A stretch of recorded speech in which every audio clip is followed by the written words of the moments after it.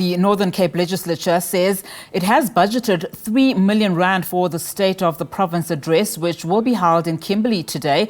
Approximately 3,000 guests are expected at the Kimberley's Mittah Seperepere Convention Centre. Speaker of the legislature, Newrene Klaaste, says she expects the last SOPA of the sixth administration to be incident-free. For more on this, we are now cross live to SABC News senior reporter Margaret Mothibi. Margaret, very good to see you and speak to you. A very good morning to you. And of course, this is going to be a very, important SOPA, given the fact that it is the last for this administration. I heard your interview earlier on, some of the concerns, of course, in Kimberley and the Northern Cape being unemployment, particularly as it relates to the youth. Good morning, Unati. Good morning to the viewers this morning. Like you rightfully said, we are at Mittah Seperepere Convention Centre in Kimberley. We are here for the State of the Province address that will be done by Premier Zamani. So in less than 2 hours, he's expected to start speaking at 11 o'clock. And we expect that he will do sort of like a review in terms of what has happened in the 5 years. Remember when he took over on the 22nd of May 2019, he was very clear in terms of the fact that he will be cutting the frills. There will be no blue lights. Even today I see there's no red carpet. People are just walking in. He made it clear that there would be no red carpet and that the people that will be serving in his cabinet are people that would understand that they are servants of the people. They are supposed to be accessible to the people so that they are able to realize the vision for the province. And one of the big visions, which is what we were talking about on Morning Live, even though we didn't have a lot of time to expand on it, was to deal with youth unemployment and some of the issues that affect young people in the province. With that, what he did was that he then promised that the state residence was going to be sold and that the funds from it were going to be used for making sure that young people that are gifted and are not able to pay for their studies are able to pay for their studies. That didn't happen. We understand that there was no buyer who was interested in buying the property, but it's now being used as offices for one of the government departments. So in the sixth administration, what also happened in terms of trying to realize this vision is that a ministry was created to try and deal with some of the most vulnerable in the province, being young people, people living with disabilities, and also women. We have with us the MEC who deals with that ministry, Venus Pennies, with us. So we just want to find out. We spoke to one of the gentlemen who works in the main with young people in Galeshewe, and he was talking about how they, as an operation, deal with young people that are on the wrong side of the law, those that are trying to change their lives, that are addicted to substances. He spoke a bit about your ministry, the fact that he does from time to time knock on government doors. Some of the departments are responsive, some of them are not. What would you say, since you took over, has been some of the highlights of what you were able to achieve in terms of the vision of the Premier? Oh, thank you very much for having us this morning.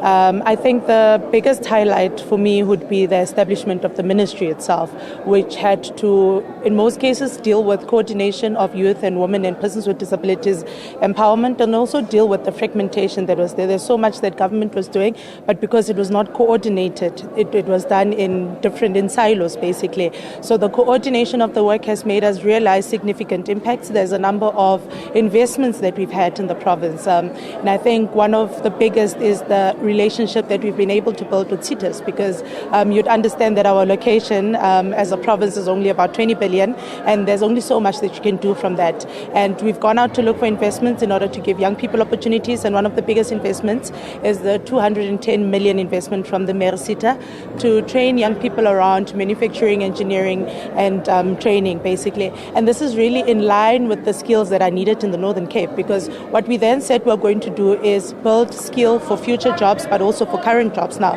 So those are some of the projects we've been busy with, but also we managed to score 40 million from Services SETA to train young people around nail tech, hair and beauty, which are also skills that are really needed now, because most of the young people are going into hair and beauty industries and nail tech industries.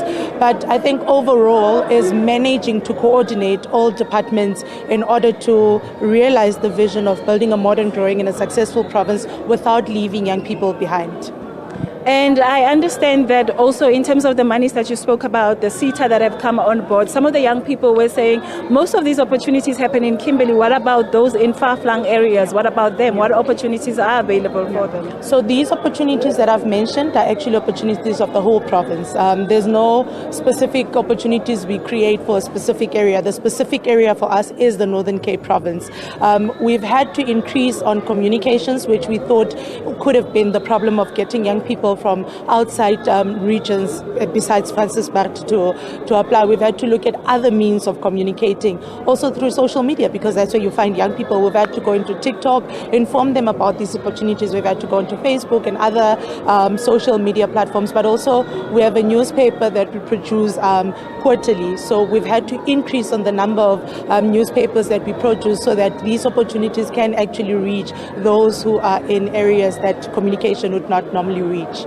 Premier Zamani Sol also spoke a lot about the investment that's coming to the province. Some of these projects, like the green hydrogen one, is only going to be seen around 2040. What are some of these big projects in terms of mining, in terms of some of these areas in the province that have been dry, like bone dry in terms of opportunities, and in the 5 years that have happened where communities were able to get jobs, and they were seen to be changing the trajectory of those different parts of those parts of the province. Yeah. So if you look at the recent released quarterly labor force survey, where we've gained employment mostly as the Northern Cape, it's around the mining sector and it's around the agriculture sector. And this is really where we've also been investing as government and also having engagements with these sectors to say the issue of unemployment in the province cannot be tackled by us as government alone. We need partners in tackling this. So those are the industries that we've been developing. But I think as much as we say by 2040 these investments will be coming into fruition, by 2028 already the construction of these projects will be starting, which means we'll be seeing more employment of the citizens of the Northern Cape, predominantly those who are actually young, because those are people who are actually sitting with a very high rate of unemployment, which has gone up by 0.9% by now. There's already an investment of about 600 billion into this project, the Buchu Bay project.